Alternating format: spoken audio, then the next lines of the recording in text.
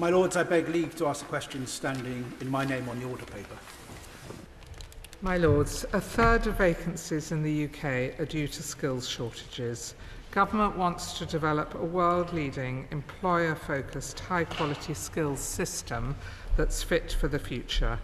Our higher education sector delivers some of the most in-demand occupational skills with the largest workforce needs, including training of nurses and teachers.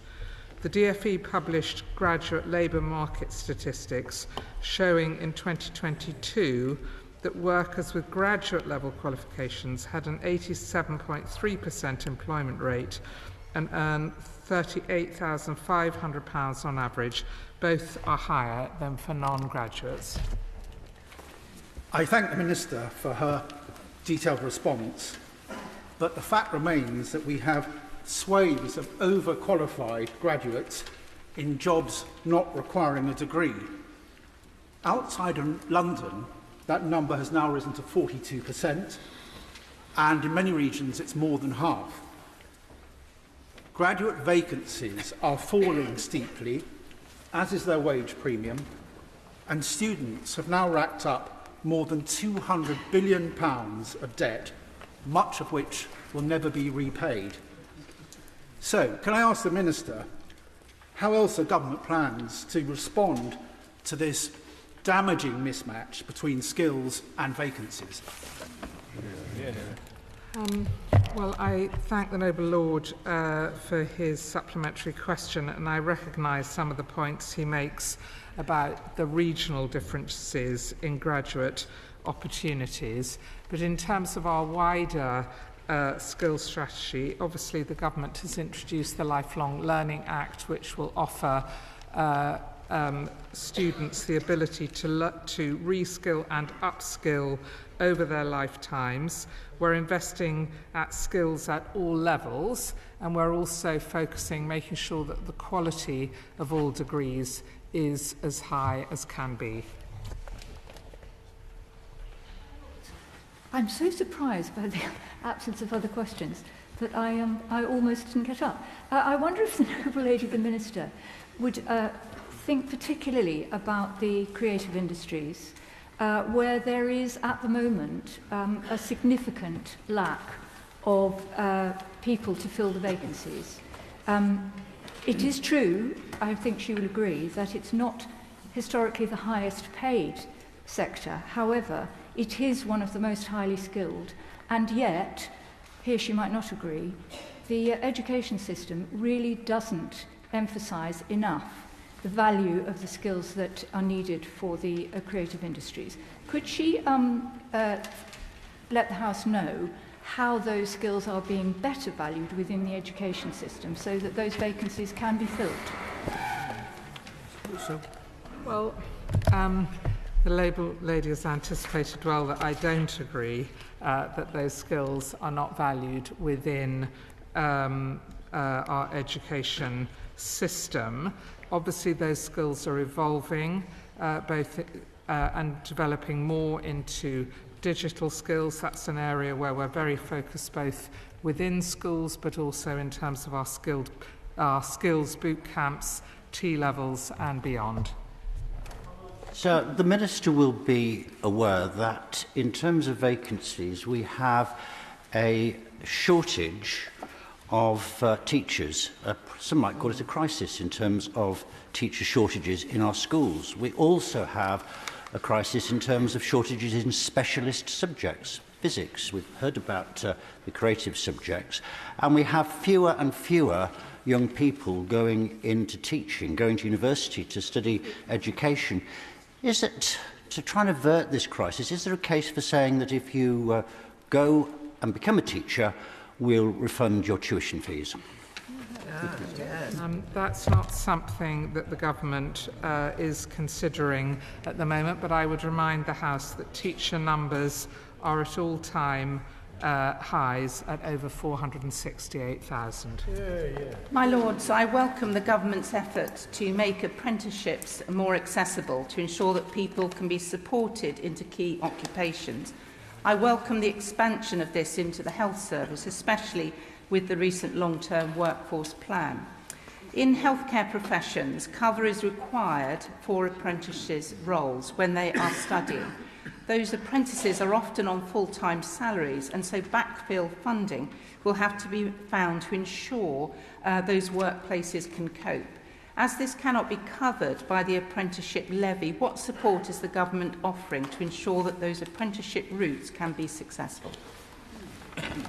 Well, the government is very committed to the development of apprenticeships at all levels, including, for example, degree apprenticeships for nurses in the NHS, but also exploring teacher apprenticeships in relation to the earlier question. In terms of the specifics about the funding of backfilling, I'll have to write to the Right Reverend Prelate. The noble lady can tell us why the Secretary of State has cut the Higher Technical Education Skills Injection Fund by a third, down from 32 million to 21 million, at a time when the country faces major skills shortages. It's just another example of short-termism that's selling the country and graduates short. Well, the noble lady talks about 32 million, but our skills reforms are backed with an investment of 3.8 billion over the course of this Parliament to strengthen higher and further education. And in particular, we announced funding of 200 million for local skills innovation funds, supporting the local skills partnerships led by employers. We come back to the issue of teachers and extend it to healthcare workers like doctors and nurses, and I declare my interest as a member of the GMC Council. My Lords, if you look at the stats for training doctors and nurses after they've graduated, and then look at how many have stayed in the health service for, say, 2 to 3 years after graduation, the attrition rate is alarmingly high. Isn't there a case for tying some financial incentive to say that if you stick with the health service for, say, 5 years or more, then there's a case for mitigating at least the cost of some of your student loan? Well, I'm less familiar with the details of the health service, but I can certainly say in relation to teaching and in relation to children's social care, that's why there's so much focus in our work on retention, on support for early career teachers, and on improving the quality of initial teacher training. Would my noble friend agree that there are many reasons why youngsters should choose a particular course at university, of which employment, however, potential for future employment is an important one? I declare an interest. I have a daughter presently at university. But could my noble friend say what the government and indeed universities are themselves doing to inform youngsters making degree choices for which degrees to pursue at university, have more information about their employability thereafter?